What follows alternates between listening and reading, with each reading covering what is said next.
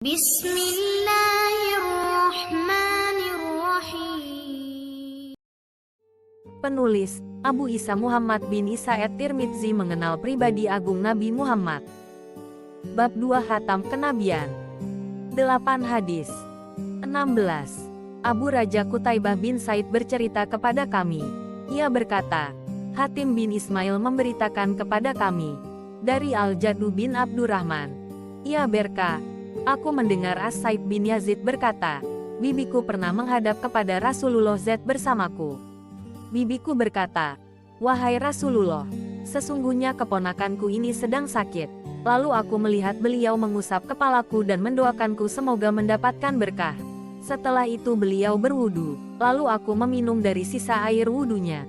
Kemudian aku berdiri di belakang beliau.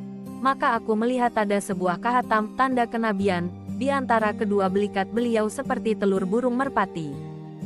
17. Said bin Yakub At-Talkani bercerita kepada kami.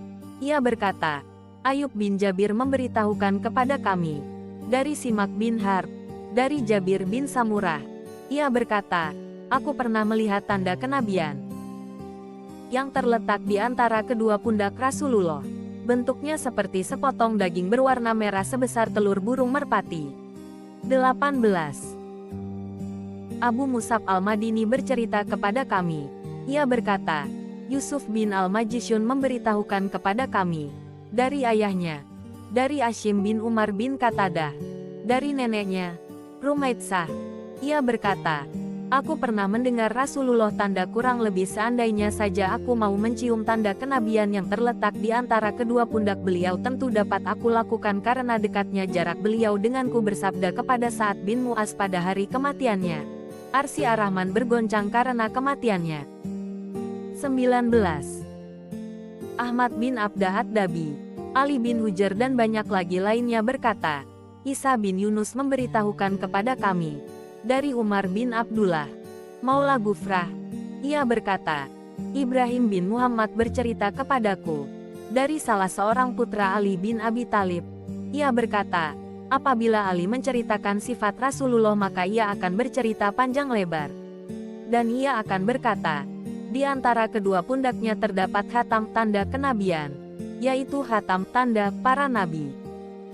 20. Muhammad bin Bashar bercerita kepada kami. Abu Ashim memberitahukan kepada kami. Uzrah bin Sabit memberitahukan kepada kami. Ia berkata, Alba bin Ahmar bercerita kepadaku. Ia berkata, Abu Zaid Amru bin Ahtab Al-Ansari bercerita kepadaku. Ia berkata, Rasulullah pernah bersabda kepadaku, wahai Abu Zaid, mendekatlah dan usaplah punggungku. Maka aku mengusap punggung beliau. Seketika jemariku menyentuh tanda kenabian. Ilba bertanya, seperti apa tanda kenabian itu? Abu Zaid menjawab, gumpalan rambut. 21. Abu Amar Al-Husain bin Harits Al-Huzai bercerita kepada kami. Ali bin Husain bin Waqid memberitahukan kepada kami. Ayahku bercerita kepadaku. Abdullah bin Buraidah bercerita kepadaku. Ia berkata, aku mendengar Abu Buraidah berkata, ketika Rasulullah baru tiba di Madinah, Salman Al-Farisi mendatangi beliau dengan membawa baki berisi kurma seraya meletakkannya di hadapan beliau. Rasulullah bertanya, wahai Salman, apa ini? Salman menjawab, ini adalah sedekah untuk engkau dan sahabat Anda. Maka beliau menjawab, bawalah kurmamu ini. Sungguh kami tidak boleh menerima sedekah. Salman pun membawanya. Keesokan harinya, ia kembali datang dengan membawa kurma yang sama seraya meletakkannya di hadapan beliau. Beliau pun kembali bertanya, wahai Salman apa ini? Salman menjawab, ini adalah hadiah untuk Anda. Maka beliau berkata pada para sahabat beliau, hidangkanlah untuk dimakan. Kemudian Salman melihat tanda kenabian di punggung Rasulullah sama dengan maka ia pun beriman kepada beliau. Setelah itu, Rasulullah membeli sebidang tanah dari seorang Yahudi dengan harga sekian dirham untuk ditanami dengan pohon kurma. Di tanah itulah Salman bekerja sehingga bisa menghidupi dirinya sendiri. Seluruh pohon itu ditanam sendiri oleh Rasulullah, kecuali satu batang pohon yang ditanam oleh Umar. Maka kurma-kurma itu berbuah pada tahun itu juga. kecuali satu batang pohon yang ditanam Umar. Rasulullah bertanya, "Ada apa dengan sebatang pohon ini?" Umar menjawab, "Wahai Rasulullah, sayalah yang menanamnya." Seketika, beliau segera mencabut pohon itu lalu menanamnya kembali. Maka pohon itu pun berbuah pada tahun itu juga. 22. Muhammad bin Bashar bercerita kepada kami. Bishr bin Al-Wada memberitahukan kepada kami. Abu Ukail ad-Dauraki memberitahukan kepada kami. Dari Abu Nadrah, ia berkata, "Aku pernah bertanya kepada Abu Said Al-Huzri perihal khatam tanda kenabian Rasulullah." Ia menjawab, "Khatam itu ada di punggung Rasulullah, yaitu daging yang menyembul." 23. Ahmad bin Mikdam Abul Asyad Al-Ajli Al-Basri bercerita kepada kami. Hamad bin Zaid memberitahukan kepada kami. Dari Ashim Al-Ahwal. Dari Abdullah bin As-Sarjasi.